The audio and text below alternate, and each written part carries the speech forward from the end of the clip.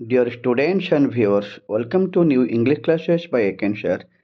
Dear students, ଆଜି ମୁଁ Odisha plus two ବୋର୍ଡ଼ର plus two second year ପିଲାଙ୍କ ପାଇଁ ଲଜିକ୍ ବା ତର୍କଶାସ୍ତ୍ର ୟୁନିଟ୍ 4 ମେଲ୍ଙ୍କ ପରୀକ୍ଷଣ ପଦ୍ଧତି ବା ବୈଜ୍ଞାନିକ ବ୍ୟାଖ୍ୟାନ ଡିସ୍କସନ୍ କରିବାକୁ ଯାଉଛି। ମୋଷ୍ଟ ଇମ୍ପୋର୍ଟାଣ୍ଟ କ୍ୱେଶ୍ଚିନ୍ ପରୀକ୍ଷାରେ ପହିଲା ଭଳି କ୍ୱେଶ୍ଚିନ୍ ବିଷୟଭିତ୍ତିକ କ୍ୱେଶ୍ଚିନ୍ ଗୁଡ଼ିକ ଅଛି। ମୋଷ୍ଟ ଇମ୍ପୋର୍ଟାଣ୍ଟ ଅଛି। ସମସ୍ତେ ଭିଡ଼ିଓଟିକୁ ନିହାତି ଭାବରେ ମୋର ଶେଷ ପର୍ଯ୍ୟନ୍ତ ଦେଖିବାକୁ ଚେଷ୍ଟା କରନ୍ତୁ, ଯେମିତି ସବୁ ଇମ୍ପୋର୍ଟାଣ୍ଟ କ୍ୱେଶ୍ଚିନ୍ ଜାଣି ବି ପାରିବେ। କୌଣସି ଗୋଟିଏ କ୍ୱେଶ୍ଚିନ୍ ମଧ୍ୟ ଆଭଏଡ଼ କରିବେ ନାହିଁ। ତାହେଲେ ଆମେ ଡିସ୍କସନ୍ କରିନେବା ସବୁ ଇମ୍ପୋର୍ଟାଣ୍ଟ କ୍ୱେଶ୍ଚିନ୍ ଗୁଡ଼ା ଦେଖିବା କ'ଣ ଅଛି। क्वेश्चन 1 କେଉଁ ତର୍କଶାସ୍ତ୍ରବିତ୍ ପରୀକ୍ଷଣମୂଳକ ପଦ୍ଧତିର ନାମକରଣ କରିଛନ୍ତି? Mill, Aristotle, Bain, Plato. Right answer is Mill. ପରୀକ୍ଷଣମୂଳକ ପଦ୍ଧତି କେତେ ପ୍ରକାର ଅଟେ? 4, 5, 6,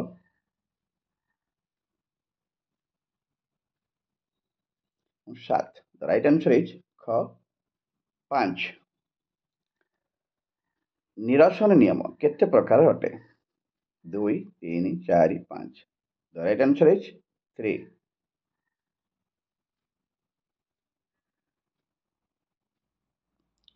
କେଉଁ ତର୍କଶାସ୍ତ୍ରବିତ୍ ପରିଶେଷ ପଦ୍ଧତି ପାଇଁ ଏକ ସ୍ୱତନ୍ତ୍ର ନିରସନ ନିୟମ ପ୍ରଣୟନ କରିଛନ୍ତି? ମିଲି, ଆରିଷ୍ଟଟଲ, ଜୋସେଫ, କେହି ନୁହନ୍ତି। Right answer is Joseph.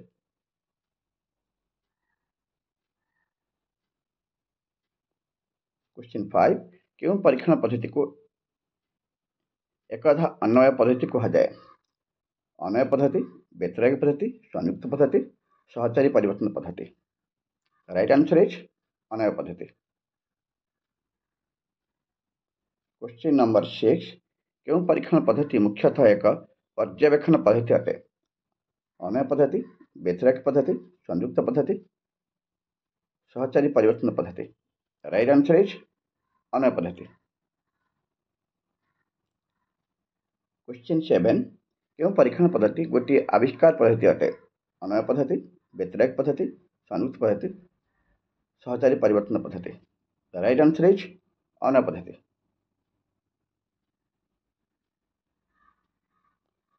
କେଉଁ ପଦ୍ଧତିର ସିଦ୍ଧାନ୍ତ ସର୍ବଦା ସମ୍ଭବପର ଅଟେ? ଅନ୍ୱୟ ପଦ୍ଧତି, ବ୍ୟତିରେକ ପଦ୍ଧତି, ସଂଯୁକ୍ତ ପଦ୍ଧତି, ସହଚାରୀ ପରିବର୍ତ୍ତନ ପଦ୍ଧତି। ରାଇଟ୍ ଆନ୍ସର ଇଜ୍ ଅନ୍ୱୟ ପଦ୍ଧତି। क्वेश्चन नंबर 9 କେଉଁ ତର୍କଶାସ୍ତ୍ରବିତ୍ ପୂର୍ବବର୍ତ୍ତୀ ଏବଂ ଅନୁବର୍ତ୍ତୀ ପରିସ୍ଥିତି ଗୁଡ଼ିକ କେବଳ ସମ୍ଭବପର ଭାବରେ କାର୍ଯ୍ୟକାରଣ ସୂତ୍ରରେ ସମ୍ବନ୍ଧିତ ବୋଲି ମତ ପୋଷଣ କରିଛନ୍ତି? Mill, Bain, Carveth Read, Aristotle. Right answer is Carveth Read. Question number 10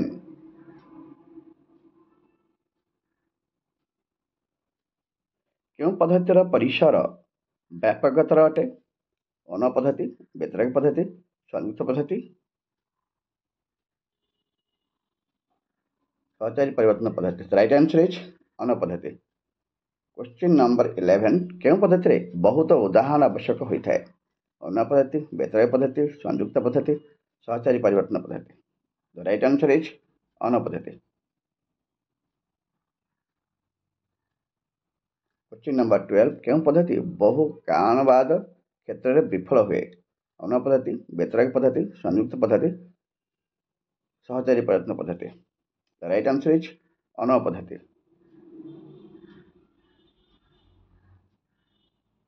13 କେଉଁ ପଦ୍ଧତିରେ ଅନବେକ୍ଷଣ ଦୋଷର ଆଶଙ୍କା ରହିଛି?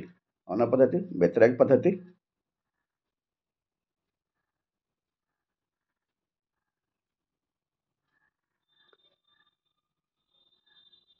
ସଂଯୁକ୍ତ ପଦ୍ଧତି, ସହଚାରୀ ପରିବର୍ତ୍ତନ ପଦ୍ଧତି। ରାଇଟ୍ ଆନ୍ସର ଇଜ୍ ଅନ୍ୱୟ ପଦ୍ଧତି।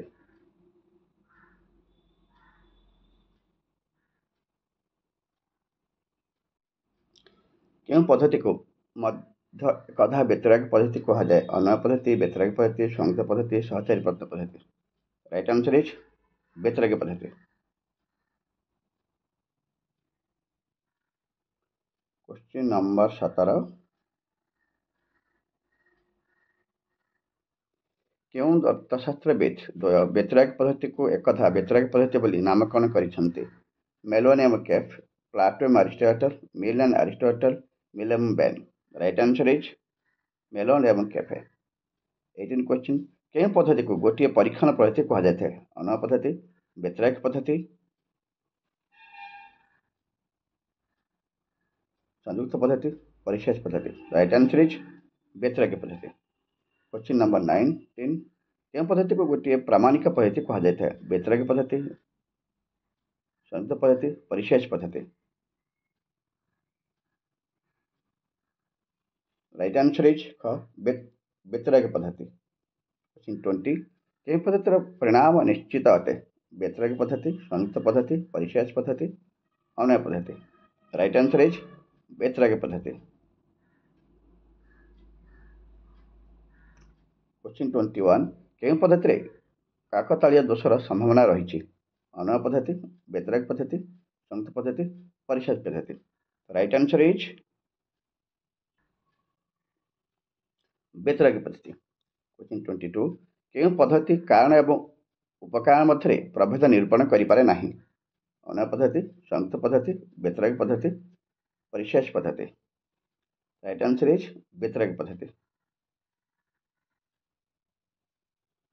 क्वेश्चन 23, केउं पद्धति द्वारा आमे कार्यरु कारणरु गति करिपारिबा नाही? अन्वय पद्धति, व्यतिरेक पद्धति, संयुक्त पद्धति, परिशेष पद्धति। राइट आंसर इज व्यतिरेक पद्धति। क्वेश्चन 24, केउं पद्धति नियत कारण क्षेत्र में प्रयोग हो पारे नाही? अन्वय पद्धति, व्यतिरेक पद्धति, संयुक्त पद्धति, परिशेष पद्धति।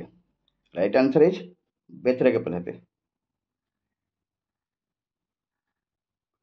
25, केउं पद्धतिर परिसर सीमित अटे? अन्वय पद्धति, व्यतिरेक, परिशेष, हजारी परिवर्तन पद्धति।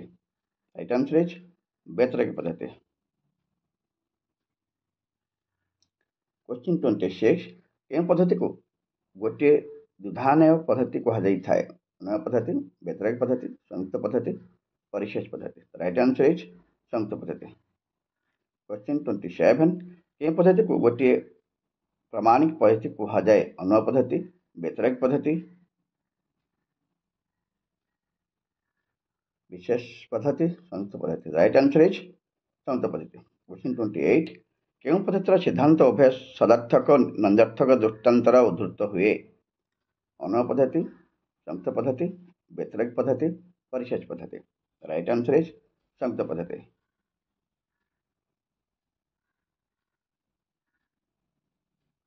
क्वेश्चन 29, केउं पद्धति हेउछि अन्वय पद्धति किंबा व्यतिरेक पद्धतिर परिवर्त रूप? अन्वय, संयुक्त, सहकारी, परिशेष पद्धति।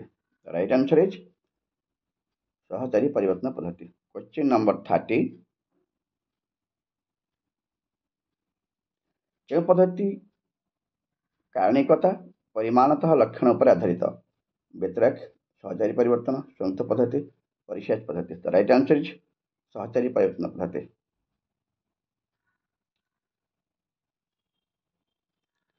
31, केउं पद्धति नियत कारण क्षेत्र में प्रযোज्य हो पारे?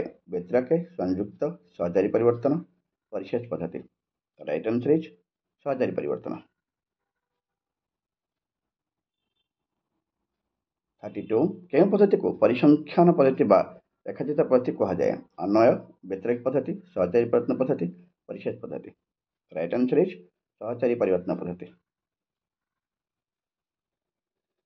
क्वेश्चन 33, केउं पद्धति को गोटे अवरोह पद्धति कहा जाए? संयुक्त पद्धति, परिशेष पद्धति, अन्वय पद्धति, व्यतिरेक पद्धति। राइट आंसर इज परिशेष पद्धति।